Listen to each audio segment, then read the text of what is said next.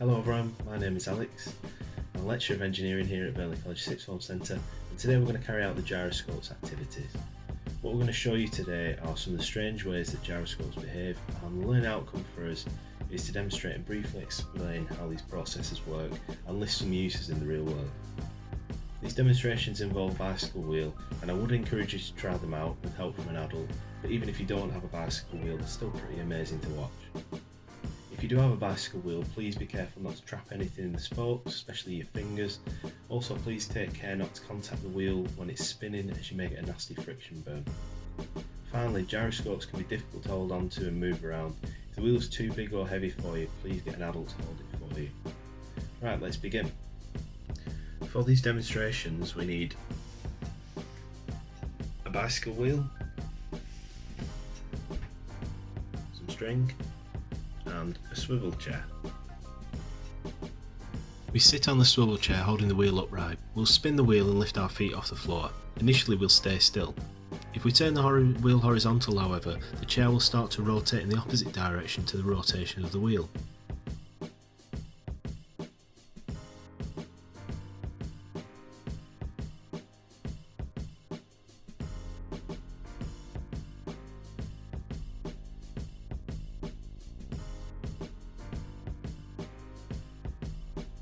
This concept can be used to rotate satellites and space stations in space, where there is nothing to push off from.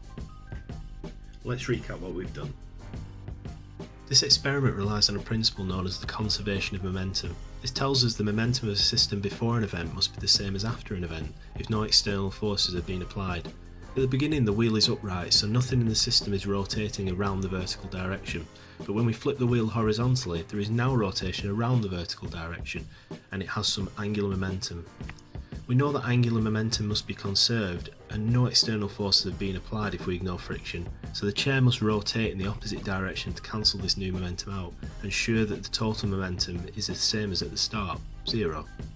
Think of this like a tug of war.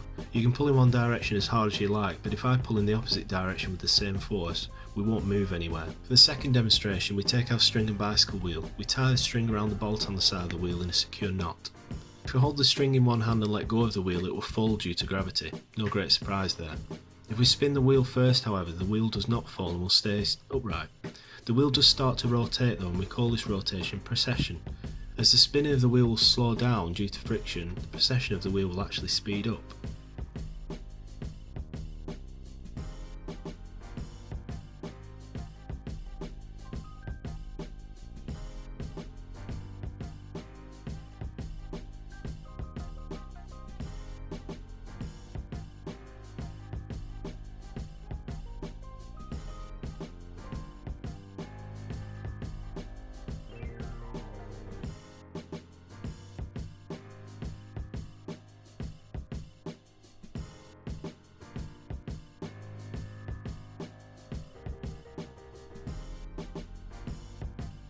This concept is used to build devices that detect the orientation of planes and helicopters.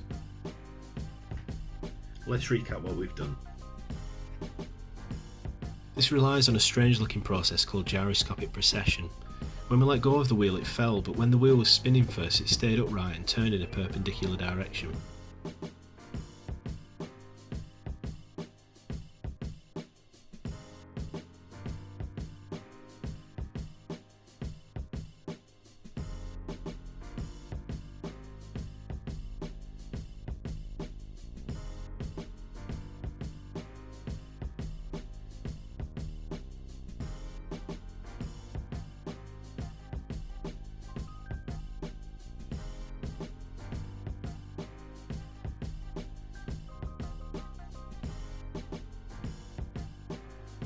To explain this, it makes sense to simplify the problem.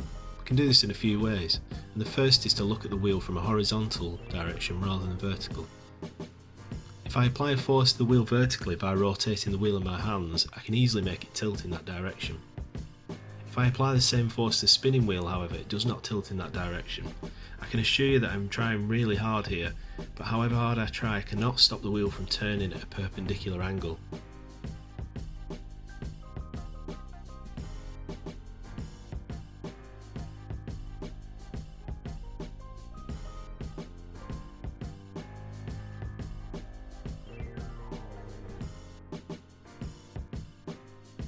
To see why this happens, we can simplify the problem even more and think about a single ball just representing one part of the wheel.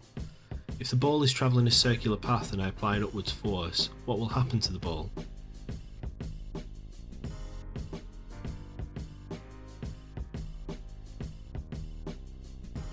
I'll represent the direction the ball is already moving with a horizontal string, and the direction of the force I apply with a vertical string. If I pull on both, you can see that the new path the ball will take is at a diagonal. If we follow this new path round, we can see that the path of the ball has been permanently altered.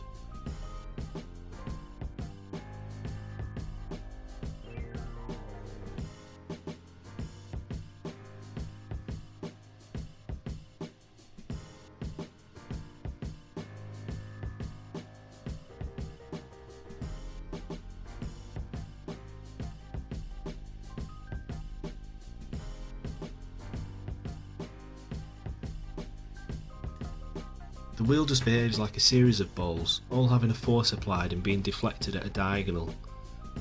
This deflection is caused by gravity, and this is what makes the wheel turn around continuously and causes precession.